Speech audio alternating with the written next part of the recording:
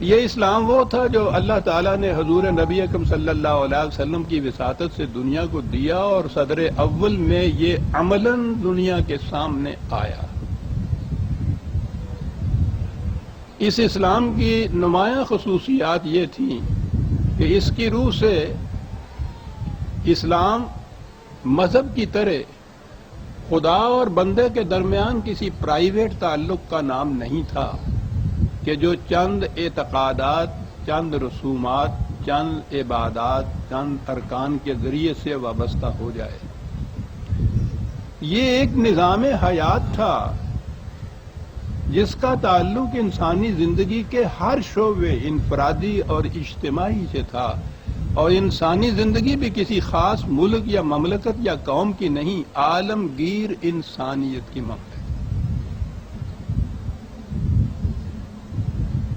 دوسری خصوصیت یہ تھی کہ اس مملکت میں یا اس معاشرے میں حق حکومت کسی انسان کو حاصل نہیں تھا، نہ کسی ایک فرد کو، نہ افراد کے مجموعے کو۔ حق حکومت صرف خدا کو حاصل تھا، لیکن یہ کوئی ایسی چیز نہیں تھی جو عملاً سامنے نہ آئے کہ خدا کو حکومت کا حق کیسے حاصل تھا اور وہ حکومت کیسے قائم کرتا تھا۔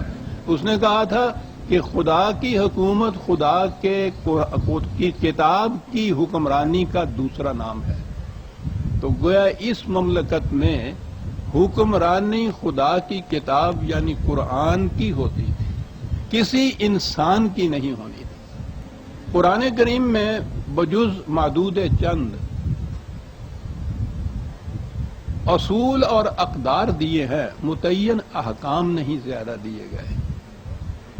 یہ اصول اور اقدار وہ ہیں جو ابدی اور غیر متبدل ہیں، جن کا تعلق تمام نوع انسانی سے ہے اور ہمیشہ تک کے لیے ہے۔ ان اصولوں کو عمل میں کیسے لایا جائے گا، اس کے طور طریقے وضع کرنے مملکت کا فریضہ تھا، اور قرآن کے واضح حکم کی روح سے یہ فریضہ امت کے باہمی مشورے سے طے ہونا تھا۔ تو گویا اس مملکت کا فریضہ یہ تھا کہ وہ قرآن کریم کے اصول اور اقدار کو عملاً نافذ کرنے کے لیے جزوی قوانین مرتب کرے، طور طریقے متعین کرے، اور یہ کچھ امت کے باہمی مشورہ سے ہو، کسی ایک فرد کے ذریعے نہیں، افراد کے ذریعے نہیں۔ اور اگلی خصوصیت اس میں یہ تھی کہ اس میں تمام افراد معاشرہ، ابتداً تو یہ، اور اس کے بعد پوری عالمگیر انسانیت میں، دو لفظوں میں یہ کہیے کہ کوئی شخص اپنی ضروریات زندگی کا محتاج نہ رہے۔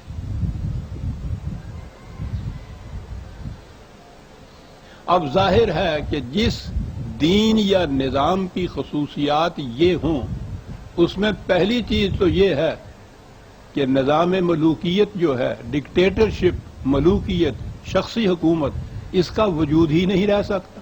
شخصی تو ایک طرف، یہ جو مغرب کی جمہوریت ہے اس کا وجود بھی نہیں رہ سکتا، وہاں تو کسی انسان یا انسانوں کے گروہ کو حق حکومت حاصل ہی نہیں ہوتا۔ تو ملوکیت اور شخصی حکومت، ڈکٹیٹرشپ تو یوں گئی۔